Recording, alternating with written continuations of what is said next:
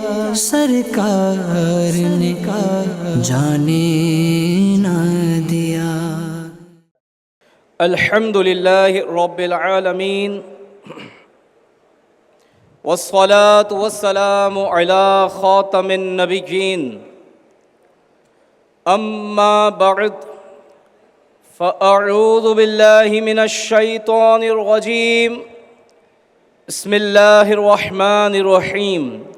مل کر پڑھیں الصلاة والسلام علیک یا رسول اللہ وعلی آلک واصحابک یا حبیب اللہ۔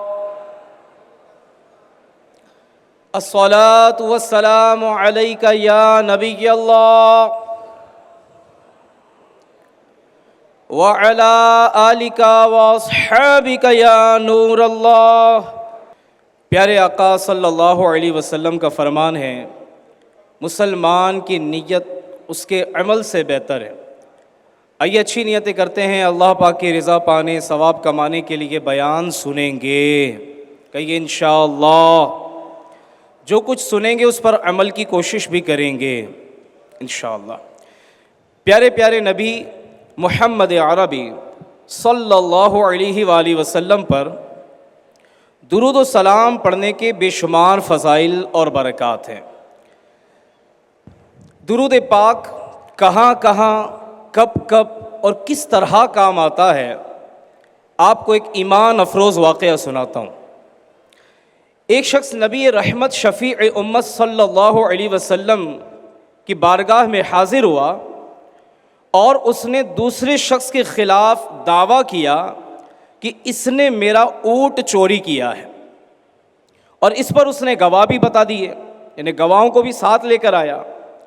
اب جس پر یہ الزام لگا ہوا تھا اس نے نبی کریم رؤوف الرحیم صلی اللہ علیہ وسلم کی بارگاہ میں عرض کی، یا رسول اللہ صلی اللہ علیہ وسلم، آپ خود ہی اونٹ سے پوچھ لیجئے کہ مجرم کون ہے، چور کون ہے۔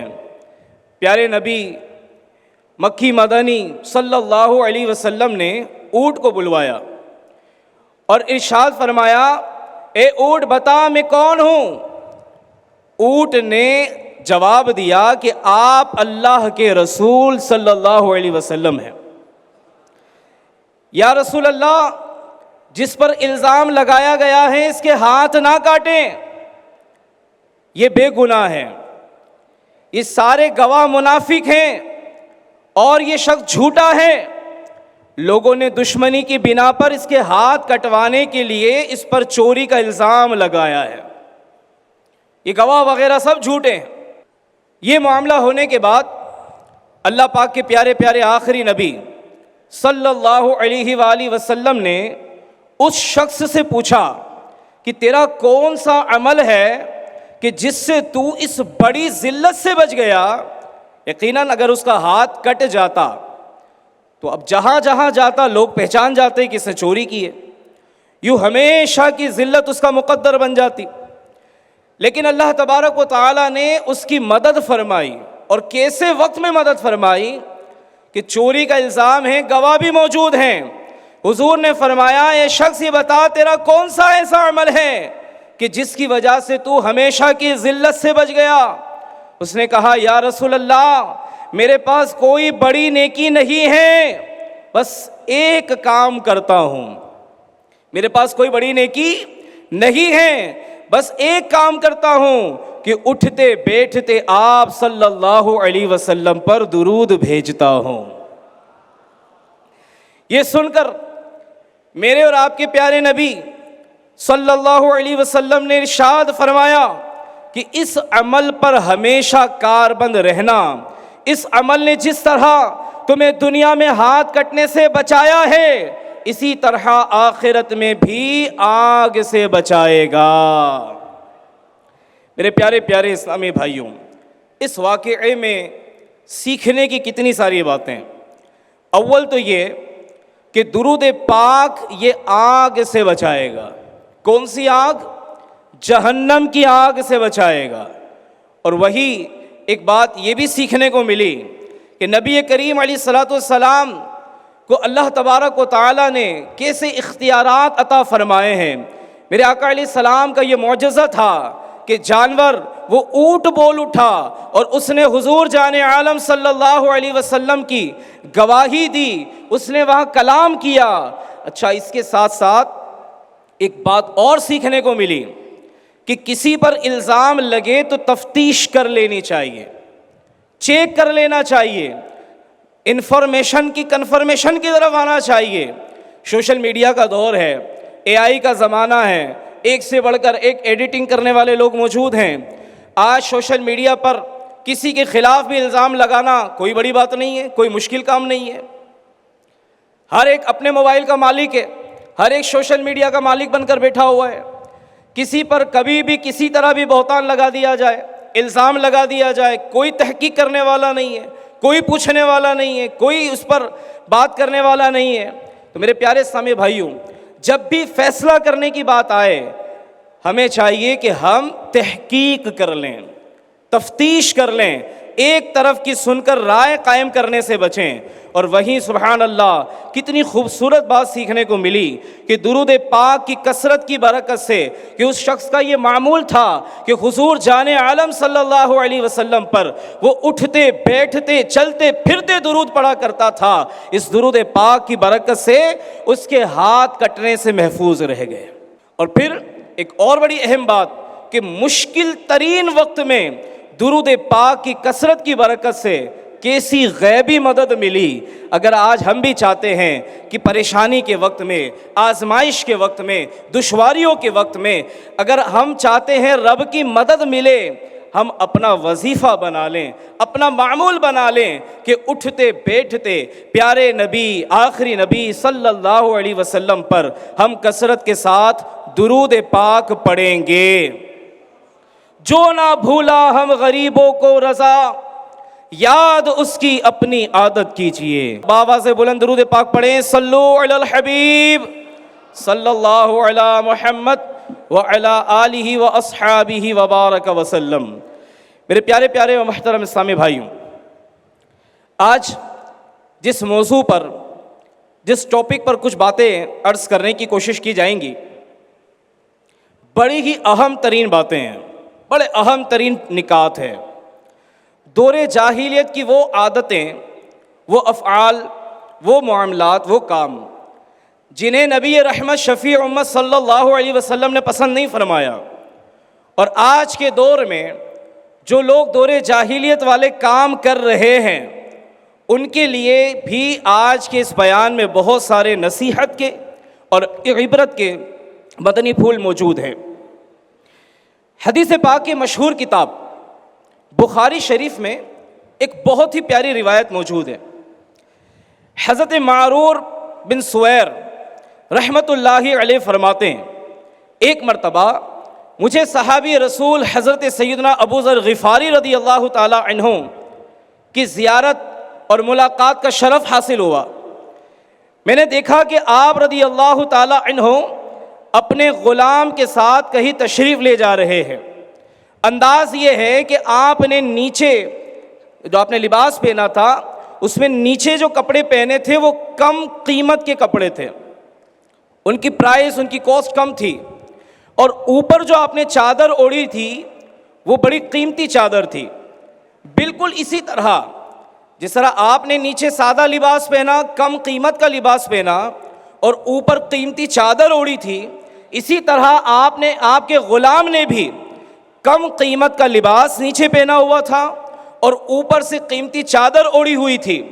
یہ منظر دیکھنے کے بعد میں نے حضرت ابو ذر غفاری رضی اللہ تعالی عنہ سے عرض کیا کہ حضور کیا ہی اچھا ہوتا کہ آپ یہ دونوں قیمتی کپڑوں کو، دونوں قیمتی چادروں کو جمع کرتے اور اس سے آپ اپنے لیے بہترین لباس سلواتے، اور جو سادہ کپڑا ہے، کم قیمت کا کپڑا ہے، اس سے اپنے غلام کا لباس سلوا دیتے۔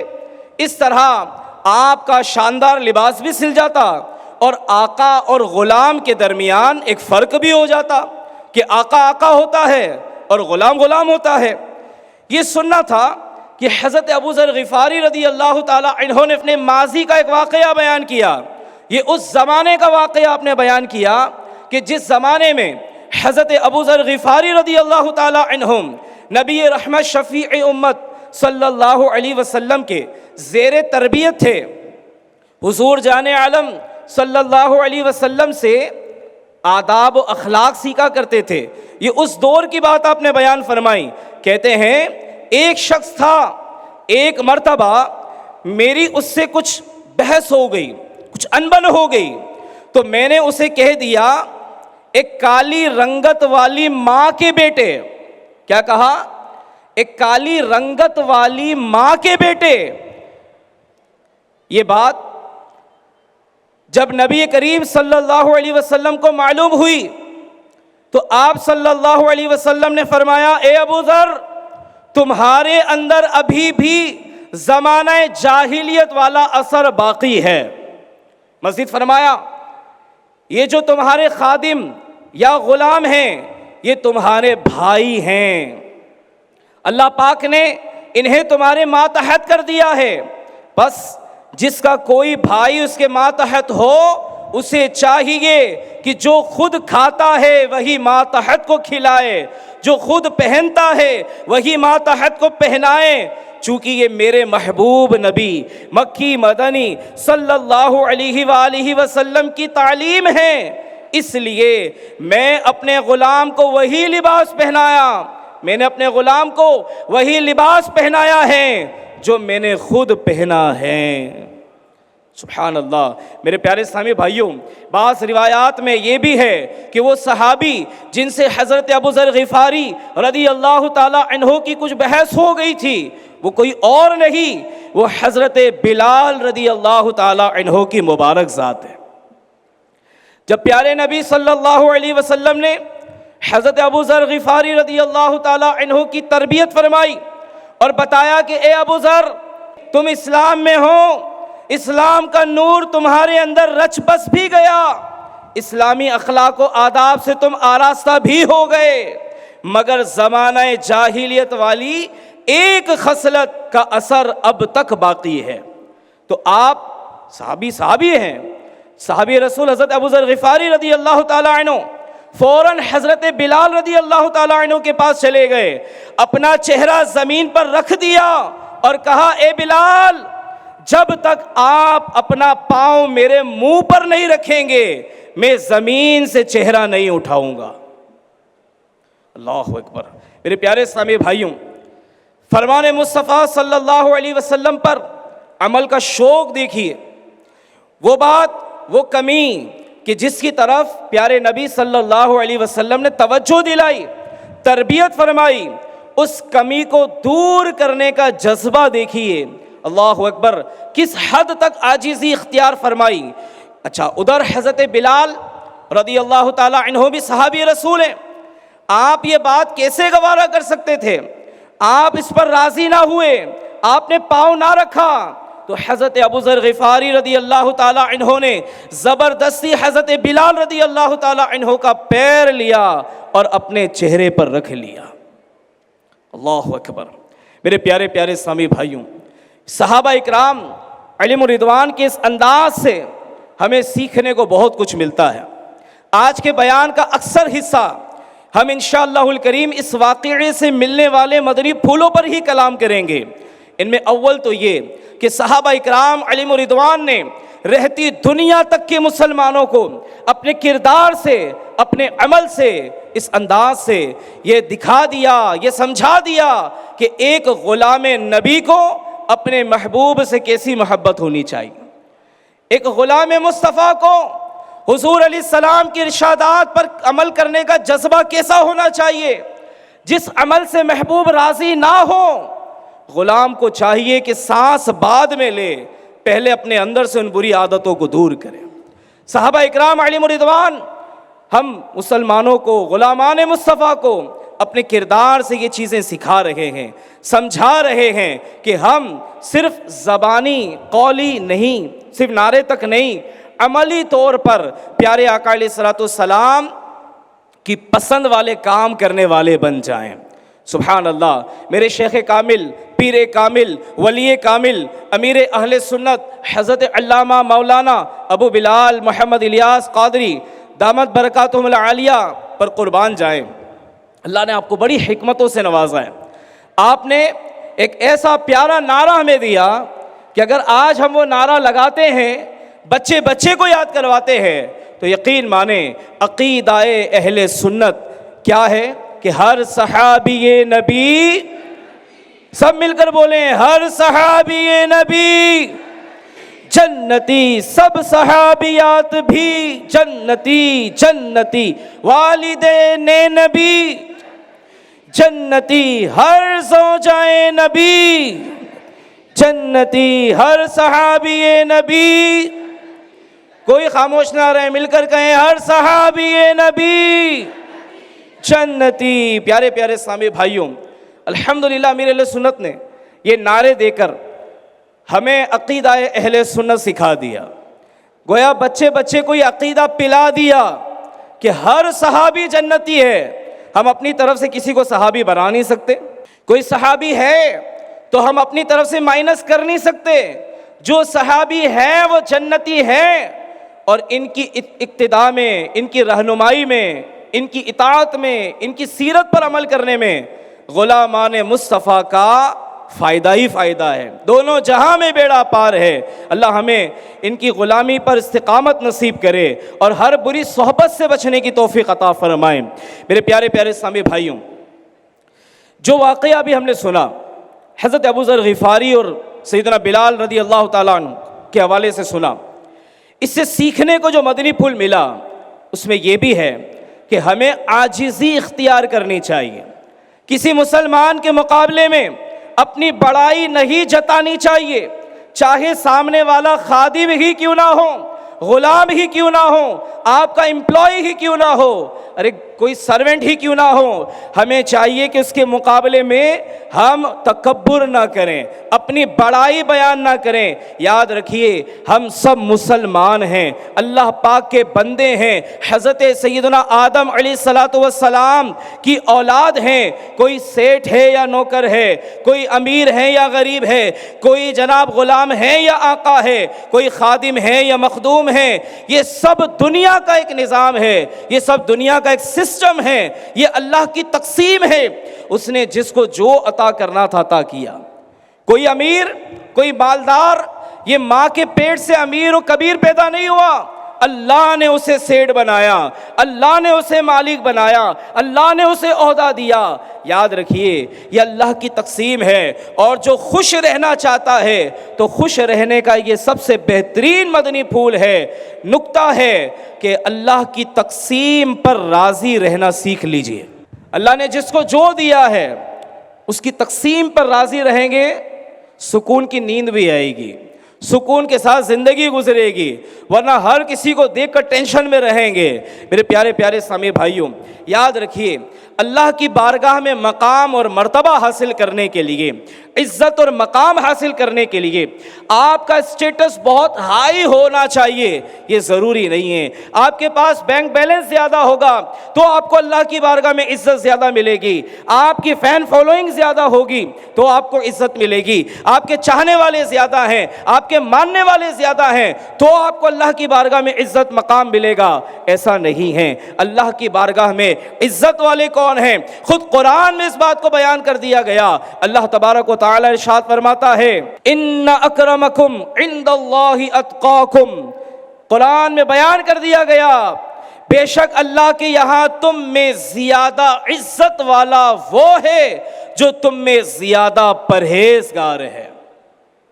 جو جتنا پرہیزگار زیادہ ہوگا، گویا ریس لگی ہوئی ہے، سب ریس میں ہے، لیکن اس ریس میں کامیاب کون ہوگا؟ اللہ کا قرب خاص کس کو ملے گا؟ اللہ کی بارگاہ میں عزت اور مقام کس کو ملے گا؟ اسے ملے گا جو تقوی والا ہے، جو پرہیزگار ہے، جو خوف خدا والا ہے، جو اللہ سے ڈرتا ہے، جو گناہ سے رکتا ہے، جو حرام سے بچتا ہے، جو جھوٹ سے بچتا ہے، جو رب کی رضا والے کام کرتا ہے، اسے اللہ کی بارگاہ میں قرب خاص ملے گا۔ تو اے میرے پیارے اسلامی بھائیوں، ہمیں اس بات کو یاد رکھنا ہے کہ کوئی اگر ہم سے کمتر بھی ہے، بھئی غلام خریدنے کا زمانہ چلا گیا، لیکن اب بھی فیکٹریوں میں کام کرنے والے تو ہوتے ہیں نا، امپلائیز رکھے جاتے ہیں، ملازم ہوتے ہیں، جھاڑو پوچھا کرنے والے خادمین ہوتے ہیں, آفیسز میں ہوتے ہیں, فیکٹریوں میں ہوتے ہیں, ان میں سے کسی کو بھی اپنے سے کمتر مت سمجھیے, کسی کو اپنے سے حقیر مت سمجھیے, کہ جس کو آپ حقیر سمجھ رہے ہیں یا کسی کو اپنے سے کمتر سمجھ رہے ہیں, ہو سکتا ہے کہ اللہ رب العالمین کی بارگاہ میں وہی عزت والا ہو, اس کو اللہ کا قرب خاص مل رہا ہو, اور ہم خوش فہمی میں ہوں کہ میں جناب اللہ کا نیک بندہ ہوں, میں اللہ کا قرب حاصل کرنے والا ہوں. میرے پیارے اسلامی بھائیوں, ہم کسی کا ظاہر دیکھ کر یہ طے نہیں کر سکتے کہ یہ اللہ کا مقبول بندہ ہے یا نہیں ہے, کیونکہ یاد رکھیے گا اللہ تبارک و تعالی نے اپنے نیک بندوں کو, اپنے اولیاء کو اپنے بندوں میں چھپا رکھا ہے. ہماری آنکھوں میں وہ طاقت نہیں ہے کہ ہم اولیاء اللہ کو, اللہ کے نیک بندوں کو تلاش کر لیں. لہٰذا ہمارے لیے یہی ہے کہ ہم ہر مسلمان کا ادب کریں. کون کون نیت کرتے ہیں؟ سب ادب کریں گے.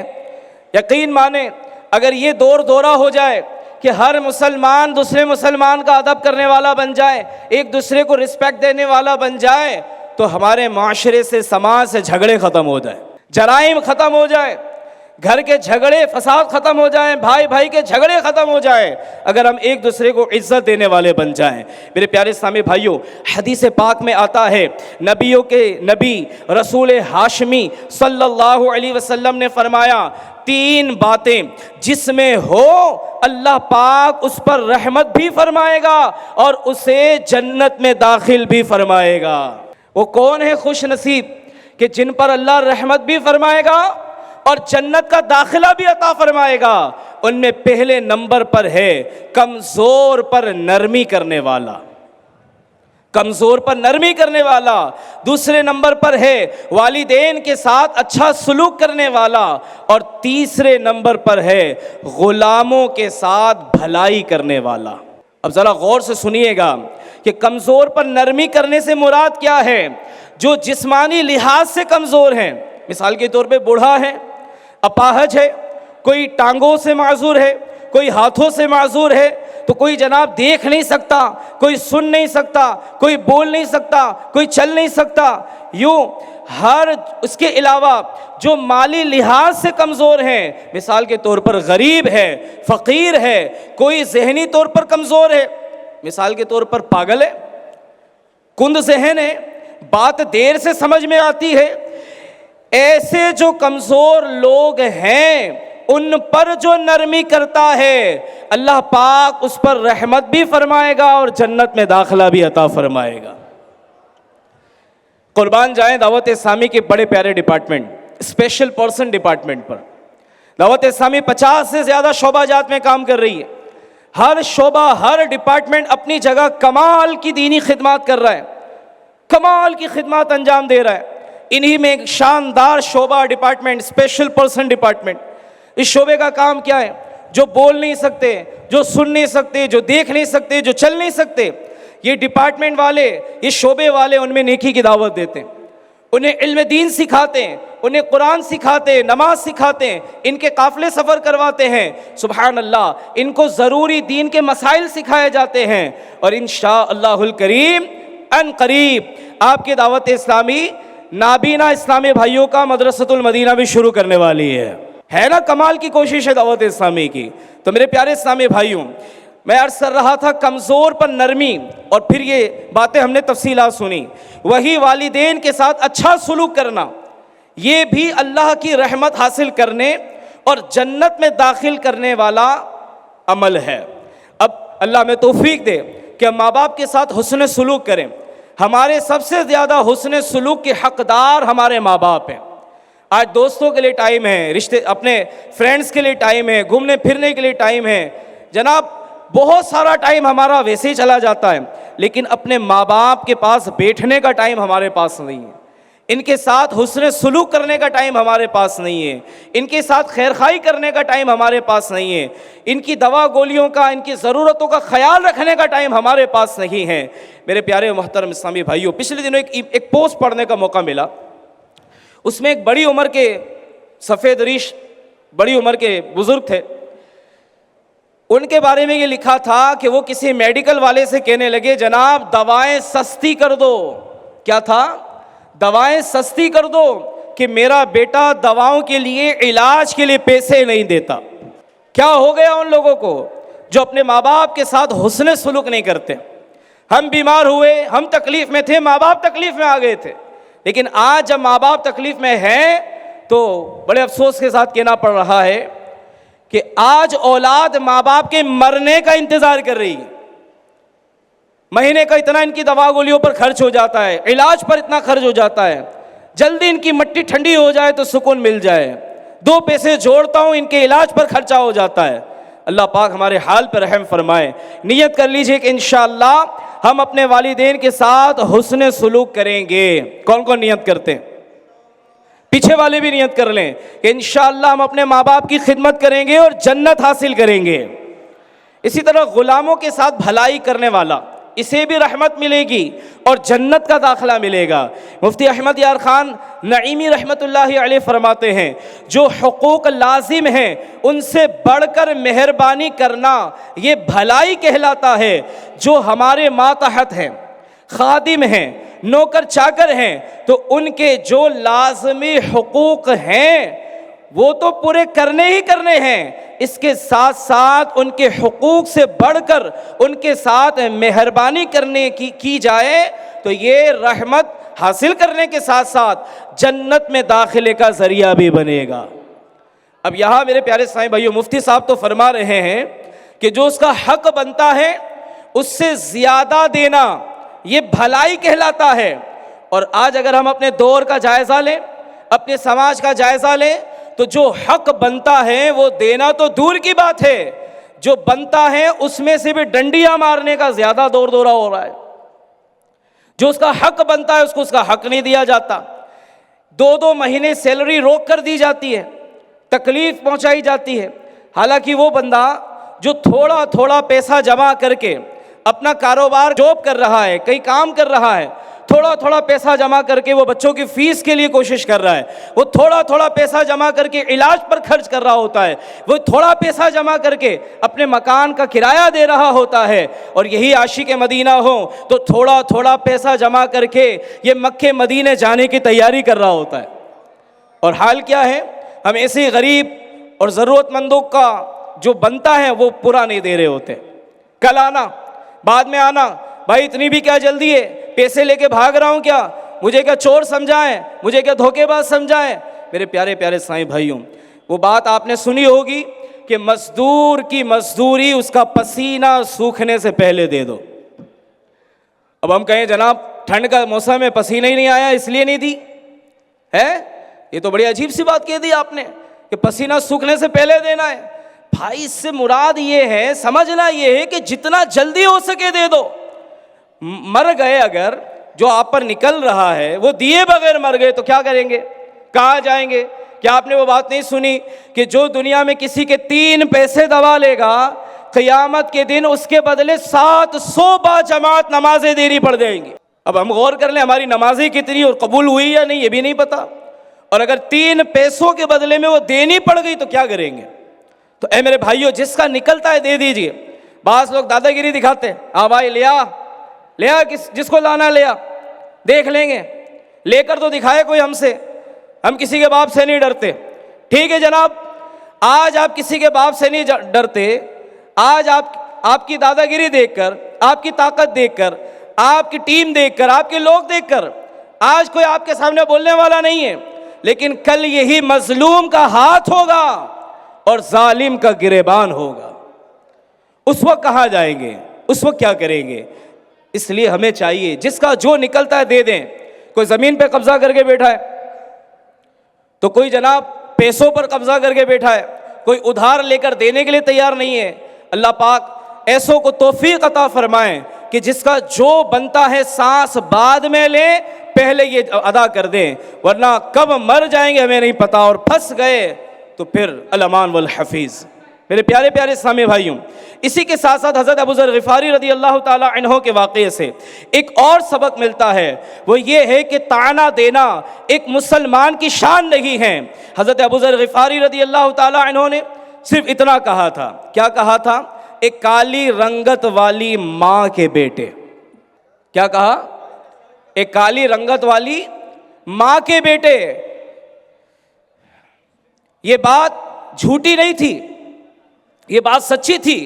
لیکن جب حضور جان عالم صلی اللہ علیہ وآلہ وسلم نے اسے سنا, آپ تک یہ بات پہنچی, تو فرمایا یہ دور جاہلیت کا اثر ہے.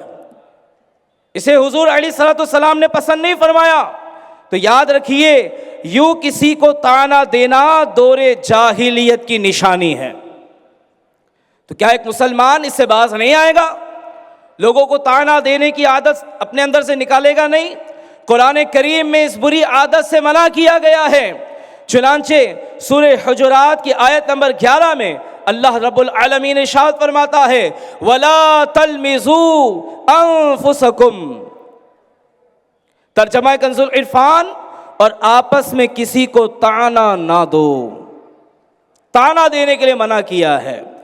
سراۃ الجنان میں لکھا ہے زبان یا اشارے کے ذریعے ایک دوسرے پر عیب نہ لگاؤ, کیونکہ مومن ایک جان کی طرح ہے. جب کسی مومن پر عیب لگایا جائے گا تو گویا اپنے اوپر ہی عیب لگایا جائے گا. اور آج ہمارے معاشرے میں یہ طعنہ دینے کی وبا بھی بہت زیادہ عام ہوتی چلی جا رہی. کوئی سنتوں پر عمل کرنے والا بن جائے, کوئی اپنا اٹھنا بیٹھنا چلنا پھرنا اپنا پورا لباس اس سنتوں کے سانچے میں ڈھال لے, تو لوگ اس پر طعنوں کے تیر برساتے ہیں. آج ہی مولانا صاحب بن گئے, اتنے بھی مولانا صاحب مت بنو بھائی. مولانا بننا کوئی گناہ نہیں ہے, کوئی گالی نہیں ہے. یہ کیسی عجیب و غریب سوچ ہے. اس نے اس نبی, پیارے نبی, اچھے نبی, سوہڑے نبی کا حلیہ اپنایا, اداؤں کو اپنایا جو اللہ کے محبوب ہے, جن کا اس نے کلمہ پڑھا ہے. اس نے کسی گلوکار, کسی اداکار, کسی باکسر, کسی ڈانسر کا کلمہ نہیں پڑھا. اس نے نبی کریم علیہ السلام کا کلمہ پڑھا ہے. تو جس کا کھائیں گے اسی کا گائیں گے, جس کا کھاتے ہیں اسی کا گائیں گے. تو کتنے خوش نصیب ہیں وہ اسلامی بھائی جو حضور کی اداؤں کو ادا کرتے ہیں. لیکن میرے پیارے اسلامی بھائیو, ہمارے سماج میں ایسے لوگوں کو طعنے دیے جاتے ہیں. غریب کو غربت کا طعنہ دیا جاتا ہے. کبھی کسی کی ذات کو کمتر سمجھ کر اس کی ذات کا طعنہ دیا جاتا ہے, حالانکہ کوئی ذات ذلیل و کمتر نہیں ہے. یہ پہلے ہی بیان کیا جا چکا کہ اللہ کی بارگاہ میں عزت والا وہ ہے جو تقوی والا ہے, جو پرہیزگار ہے. ٹھیک ہے. اسی کے ساتھ ساتھ کوئی مزدوری کرتا ہے تو اسے مزدوری کا طعنہ دیتے ہیں. کوئی ٹھیلا لگاتا ہے, اس کو ٹھیلا لگانے پر جناب طعنے دیے جاتے ہیں. جس کے یہاں صرف بیٹیاں ہی پیدا ہو رہی ہے, اب جناب اس کا جینا دوبھر کر دیا جاتا ہے, اسے طعنے دیے جاتے ہیں. اب مجھے یہ بتائے کہ اگر کسی کے یہاں بیٹیاں ہی بیٹیاں پیدا ہو رہی ہیں اور بیٹے پیدا نہیں ہو رہے, تو کیا وہ اس بات کی قدرت رکھتی ہے کہ وہ چاہے تو بیٹا پیدا کرے؟ یہ اللہ کی تقسیم ہے. جس کے یہاں بیٹے ہو رہے ہیں اور وہ بیٹی چاہتا ہے, تو کیا وہ اس بات کی قدرت رکھتا ہے کہ وہ بیٹی پیدا کرے؟ اللہ تبارک و تعالیٰ جسے چاہے بیٹا عطا فرمائے, جسے چاہے بیٹی عطا فرمائے, جسے چاہے دونوں عطا فرمائے. پھر اس بات پہ طعنہ دینا, ساس کا بہو کو طعنہ دینا, شوہر کا بیوی کو طعنے دینا, بیوی کا شوہر کو طعنے دینا. ساس کبھی بہو کو کہتی ہے تمہاری ماں نے سکھایا کیا ہے, تمہیں آتا کیا ہے.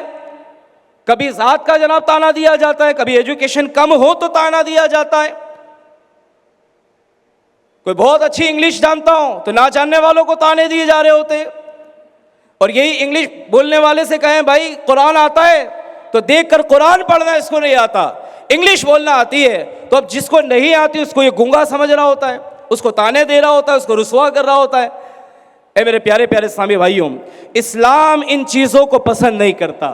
ہم نے جس آقا کریم علیہ السلام کا کلمہ پڑھا ہے وہ حضور اس بات کو پسند نہیں فرماتے کہ ایک مسلمان دوسرے مسلمان کو طعنہ دینے والا ہو. کوئی کسی کو کالا ہونے پہ طعنہ دے رہا ہے, کوئی موٹا ہے, کوئی لمبا ہے. ارے بھائی یہ سب رب کی تقسیم ہے, کیوں کسی کو طعنے دے کر تکلیف پہنچا رہے ہو؟ اور مسلمان کو یہ بات پتہ ہونی چاہیے کہ کسی مسلمان کا دل دکھانا یہ حرام اور جہنم میں لے جانے والا کام ہے. کیوں طعنے دے رہے کسی کو, کیوں تکلیف پہنچا رہے کسی کو؟ اللہ پاک ہمارے حال پہ رحم فرمائیں. بڑا پیارا شعر لکھا ہے، تجھ کو گر رتبہ عالی کی طلب ہے بھائی، تجھ کو گر رتبہ عالی کی طلب ہے بھائی، غور سے سن تجھے ہستی کو مٹانا ہوگا، بھائیو چاہیے گر رب محمد کی رضا، بھائیو چاہیے گر رب محمد کی رضا، خود کو محبوب کی سنت پہ چلانا ہوگا۔ امیر علیہ سنت لکھتے ہیں نا، سنتیں عام کرے، دین کا ہم کام کرے، نیک ہو جائے مسلمان مدینے والے۔ حضرت عبداللہ بن مسعود رضی اللہ عنہ سے روایت ہے، اللہ پاک کے پیارے نبی، آخری نبی صلی اللہ علیہ وسلم نے فرمایا، مومن نہ طعنہ دینے والا ہوتا ہے، نہ لعنت کرنے والا، نہ فحش یعنی بےہودہ بکنے والا ہوتا ہے۔ کاش کہ ہم بری خصلتوں سے بچنے میں کامیاب ہو جائیں۔ میرے پیارے پیارے سامع بھائیوں، اسی کے ساتھ ساتھ حضرت ابو ذر غفاری رضی اللہ تعالی عنہ کے واقعے سے تیسرا سبق یہ ملا کہ کسی مسلمان کے اندر دور جاہلیت کا اثر ہو، اس کے کردار میں، اخلاق میں، انداز میں، طور طریقوں میں زمانہ جاہلیت والی کوئی بات، کوئی عادت ہو، یہ بات پیارے نبی مکی مدنی صلی اللہ علیہ وسلم کو ہرگز پسند نہیں ہے۔ آپ علیہ السلام تو تشریف ہی اسی لیے لائے ہیں تاکہ لوگوں کو جاہلیت کے اندھیروں سے نکال لیں۔ اللہ پاک قرآن کریم میں فرماتا ہے، کتاب انزلناہ الیک لتخرج الناس من الظلمات الی النور۔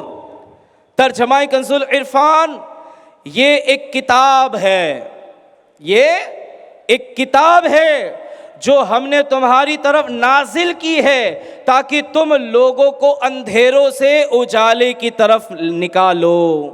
سبحان اللہ، یعنی اے محبوب، دنیا اندھیرے میں ڈوبی ہوئی ہے، ہم نے قرآن کریم کا نور آپ پر نازل فرمایا، آپ لوگوں کو قرآن کریم سنا کر، قرآن کریم پڑھا کر، قرآن کریم کی نورانی تعلیمات کو عام فرما کر لوگوں کو اندھیروں سے نور کی طرف نکال لائیے۔ پھر کیا تھا؟ حضور نے یہی کیا۔ میرے آقا علیہ السلام نے ایسا ہی فرمایا۔ اللہ پاک کے آخری نبی صلی اللہ علیہ وسلم نے لوگوں کو قرآن سنایا، قرآن کریم کے معنی بیان فرمائے، قرآن کریم کے راز ان کے سینوں میں اتارے، اور وہی لوگ جو اخلاقیات کے اندھیروں میں تھے انہیں اعلیٰ اخلاق و کردار والا بنا دیا۔ وہ جو بیٹیوں کو زندہ دفن کرتے تھے، باپ کے مرنے کے بعد ماں پہ قبضہ کر لیتے تھے، بیٹی کے پیدا ہونے پر منہ پھیر لیتے تھے، کسی سے ملنا گوارا نہ کرتے تھے، شرمندہ رہتے تھے، ایسے لوگوں کو بیٹیوں کا محافظ بنا دیا۔ وہ جو بے حیائی کے گہرے گڑھے میں گرے ہوئے تھے انہیں با حیا بنایا۔ یہی قرآن کریم ہے جس کے ذریعے جہالت کے اندھیرے چھٹ گئے، یہی قرآن کریم ہے جس کے ذریعے سے سبحان اللہ اخلاق و کردار میں نور آ گیا۔ پیارے بھائیوں، یہی وہ قرآن کریم ہے جس کے ذریعے فقط نام کا انسان حقیقی انسان بن گیا۔ یہی وہ قرآن کریم ہے جس کی تعلیمات کو عام کر کے سرور دو عالم صلی اللہ علیہ وآلہ وسلم نے دنیا بھر میں نور ہی نور پھیلا دیا۔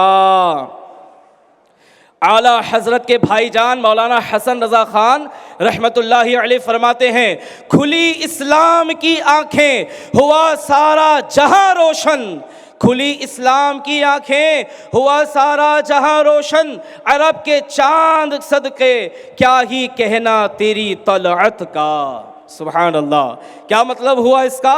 اے پیارے محبوب، اے عرب کے چاند صلی اللہ علیہ وسلم، میں آپ کے صدقے جاؤں۔ آپ نے اعلان نبوت تو کیا فرمایا؟ اسلام کی برکت سے پوری دنیا روشن ہو گئی۔ صلو علی الحبیب صلی اللہ علی محمد صلی اللہ علیہ وآلہ وسلم۔ تو اے میرے پیارے پیارے اسلامی بھائیوں، بہت ساری باتیں ہیں، بہت سارے طور طریقے ہیں جو آج لوگ اپناتے ہیں۔ منع کیا جائے تو کہتے ہیں بھائی نیا دور ہے، ہم جدت پسند ہیں، ہم نیونیس کو پسند کرتے ہیں، ہمیں پرانی باتیں نہ بتاؤ۔ حالانکہ وہ باتیں، وہ طور طریقے نئے نہیں ہیں، پرانے ہیں۔ میں آپ کو مثالیں دیتا ہوں۔ مثال کے طور پر کھڑے ہو کر پیشاب کرنا دور جاہلیت میں عام تھا، اب لوگ جدت کے نام پر کھڑے ہو کر پیشاب کرتے ہیں اور اسی کو جناب اچھا بھی سمجھتے ہیں۔ زمانہ جاہلیت میں شراب عام تھی، یہ بیماری اب ہمارے معاشرے میں بھی عام ہوتی جا رہی ہے۔ زمانہ جاہلیت میں بدکاری عام تھی، ہمارے معاشرے میں بھی اس کے رجحانات بڑھتے چلے جا رہے ہیں۔ اخبارات میں مختلف ذرائع سے اس کی خبریں ملتی رہتی ہیں۔ معاذ اللہ کنواری ماں بننے کے واقعات بھی سننے کو ملتے رہتے ہیں۔ اللہ پاک ہدایت عطا فرمائے۔ اسی طرح بے حیائی زمانہ جاہلیت کا بہت بڑا عیب تھا، اب یہ عیب ہمارے معاشرے میں پوری قوت کے ساتھ پھیل چکا ہے۔ گالی گلوچ، گالی دینا، یہ دور جاہلیت کا اندھیرا ہے، ہمارے معاشرے میں بھی عام ہے۔ آج بات کم کرتے ہیں، گالی زیادہ بکتے ہیں، بات تھوڑی بات کریں گے، بات بات پہ گالی بکتے ہیں، ان کا سٹارٹ ہی گالی سے ہوتا ہے۔ اللہ ہدایت عطا فرمائے۔ اسی طرح والدین کو ستانا، یہ دور جاہلیت کا اندھیرا ہے، ہمارے معاشرے میں بھی اولڈ ہاؤس کا رواج بڑھ رہا ہے۔ قطع تعلقی کرنا یعنی رشتے توڑنا، بلکہ رشتے داروں سے لڑنا، بھیڑنا، حسد کرنا، بغض کی بنا پر ان سے لڑائیاں کرنا دور جاہلیت کا اندھیرا ہے۔ آج کون سا گھر ہے جہاں لڑائیاں نہیں ہے، بھائی بھائی کا دشمن بنا ہے، کسی کی چچا سے بنتی نہیں ہے، تو جناب کوئی تایا سے ناراض ہو کر بیٹھا ہے، تو کوئی پھوپھی سے نفرت کرتا ہے، کوئی خالہ سے بیزار ہے۔ اس طرح سے آپ کو معاشرے میں بہت سارے افراد ملیں گے جنہوں نے اپنے قریبی رشتہ داروں سے بھی اپنی انا کی وجہ سے رشتہ داریاں توڑ رکھی ہوں گی۔ اسی طرح طاقتور کا کمزوروں پر زور چلانا، انہیں ڈرانا دھمکانا، کمزوروں کا حق کھا جانا، یہ دور جاہلیت کا اندھیرا ہے، ہمارے معاشرے میں کس حد تک چھایا ہوا ہے اس کا سب کو اندازہ ہے۔ اسی طرح گانے باجے، میوزک وغیرہ، یہ جاہلیت کے اندھیرے ہیں، ہمارے معاشرے میں یہ برائی اتنی عام ہو گئی ہے کہ بعض دفعہ مسجدوں میں بھی میوزیکل ٹیونز بج رہی ہوتی ہے۔ گاڑی چلا رہے ہیں، کان میں ہینڈ فری لگے ہوئے گانے سن رہے ہیں، بس میں ہیں گانے سن رہے ہیں، کاروبار کر رہے ہیں گانے سن رہے ہیں، کارخانہ چلا رہے ہیں خود بھی گانا سن رہے ہیں، کام کرنے والوں کو بھی گانا سنا رہے ہیں۔ کیا ہو گیا ہے ہمیں؟ اللہ توفیق دے کہ ہم نعتیں سننے والے بنے، قرآن کی تلاوت سننے والے بنے، نیکی کی دعوت سننے والے بنے۔ میرے پیارے سامعین بھائیوں، یہ چند ایگزامپلس ہی میں بیان کر پایا کہ جو دور جاہلیت میں ہوتا تھا، آج اگر ہم اپنے سماج میں دیکھیں تو اس طرح کی بہت ساری چیزیں ہمارے یہاں رواج پا رہی ہیں۔ ہم سب کو چاہیے کہ دور جاہلیت کی جو برائیاں اور نشانیاں بیان کی گئی ہیں، ہم سب بھی اس سے بچیں گے اور انشاءاللہ دعوت اسلامی کے ساتھ مل کر نیکی کی دعوت دے کر دوسرے مسلمانوں کو بھی بچائیں گے۔ کون کون نیت کرتے؟ سارے نیت کر لیں، انشاءاللہ دعوت اسلامی کے ساتھ مل کر شانہ بہ شانہ مل کر نیکی کی دعوت کی دھومیں مچاتے رہیں گے۔ اللہ پاک ہم سب کو کہنے سننے کے ساتھ ساتھ عمل کی سعادت بھی عطا فرمائیں۔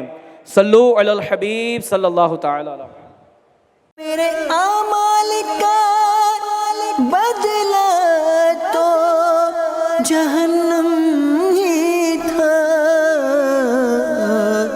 میں تو جاتا مجھے سرکار نے کہا جانے